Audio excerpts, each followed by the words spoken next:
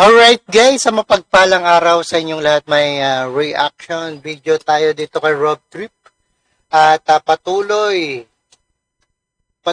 na umiigting ang labanan sa pagitan ng Pilipinas at China sa mahalagang semiconductor chips na ginagamit ng artificial intelligence at weapon system ayon dito sa US. Alright? At intro muna tayo.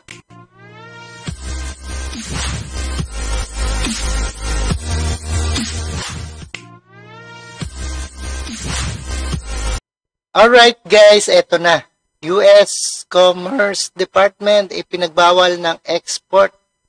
Pinagbabawal ang pag-export ng semiconductor chips sa China. At ito ay kasunod nito ng pahayag ng US hinggil sa pagpataw ng sanction ilang Chinese companies. Alright, panoorin po natin dito ayon sa electronics, semiconductor chips. Alright? But we continue to think that they need to do more. Nagpataw ng bagong export ban ng Estados Unidos sa China para sa advanced semiconductors. Ayan, export ban galing China.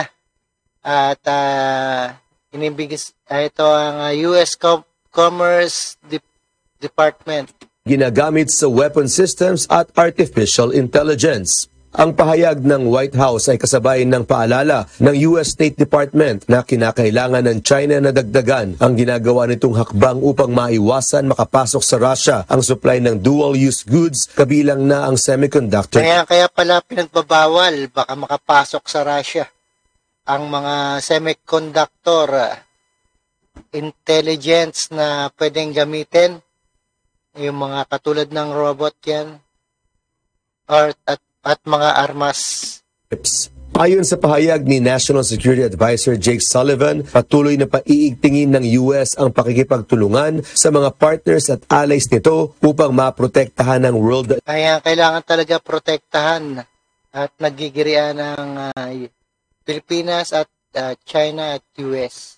Leading technologies at know-how ng bansa mula sa mga kalaban nito.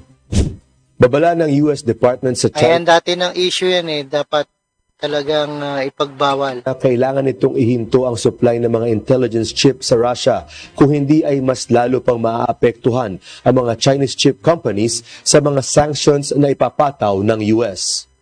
They ought to do more to express that concern. They ought to do more to stop the supply of dual-use goods and other technologies that Russia has used to fuel its war machine. Apektado sa export ban ng US ngayon ang 140 companies, kabilang na ang Chinese chip. 140 companies, ang daming bagsak na companies na naman dito sa China.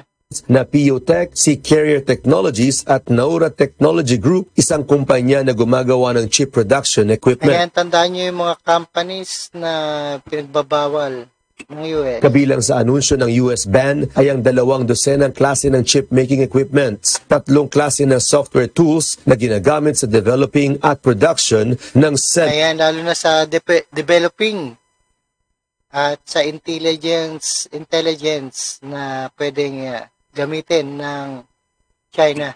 Conductor. Sonicos. Alright guys, ayan, napakinggan at napanood po natin dito sa ating reaction video dito kay Rob Trip. Ito ay US Commerce, pinagbabawal ang export ng semiconductor chips sa China. Alright? Ayan, maliwanag. Maraming salamat sa panonood, pakinig dito kay Rob Trip, and don't forget to subscribe this channel. Alright, Rob Trip, thank you so much to all of you, and God bless us all, and peace out.